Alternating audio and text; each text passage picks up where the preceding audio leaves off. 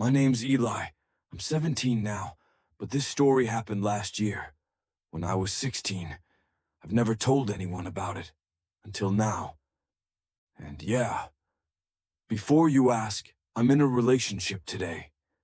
He's older, 40. Some people would call him a sugar daddy, and maybe he is, in a way. But he's kind, he's safe, and after everything that happened before, I've learned how rare that really is. But this story isn't about him. It's about someone I shouldn't have had feelings for. His name was Cole. He was 32, a cop, married, with 3 kids. To the rest of the world, he was responsible and dependable. But to me, he was something else entirely. He wasn't my real uncle, but we called him Uncle Cole, out of respect. He was my mom's cousin. He had that look, military cut, tan skin, strong arms, that serious energy you feel before he even speaks. He wasn't flashy. He didn't have to be. You just noticed him. I probably noticed him too much. As a kid, I didn't understand what I was feeling. I just knew that when he came over, my heart beat faster.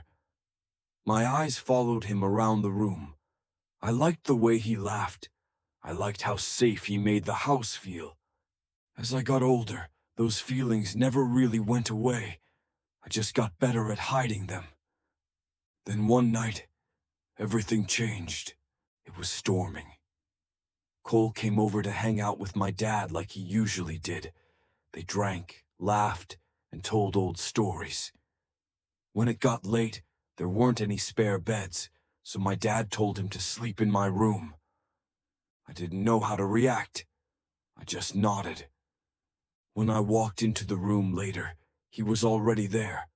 Shirt off, eyes half closed, laid out on the bed like he owned the space, still wearing his uniform pants, belt loose. He looked exhausted, but even more than that, he looked human, real. And for some reason, that scared me more than anything. I lay down next to him, far on the edge. The room was quiet except for the rain tapping on the window and the slow rise and fall of his chest. I couldn't sleep. Then he moved, just a little, rolled over. His arm brushed against mine. He didn't pull back. His eyes opened halfway, and he looked at me. "You okay?" he asked, his voice rough from the beer. I nodded. "You're different now," he said. "Not a kid anymore." My breath caught in my throat. And then he whispered, "You still think about me?" I didn't say anything. I didn't have to. What happened after that I won't describe. Not because I've forgotten, but because some moments aren't meant to be relived in detail. Just know that something happened. Something real. Something confusing. Something I thought I wanted. Until I wasn't so sure anymore. The next morning, he'd left without a word. And after that, things were never the same. He stopped visiting. I stopped asking why. And me, I stayed silent. I kept everything to myself because I didn't know how to explain it. I didn't even know how I felt about it. Guilty, angry, used, seen, I guess all of it. But one thing I know now, just because you want something doesn't mean it's meant for you. And just because something happens in silence doesn't mean it doesn't leave a mark.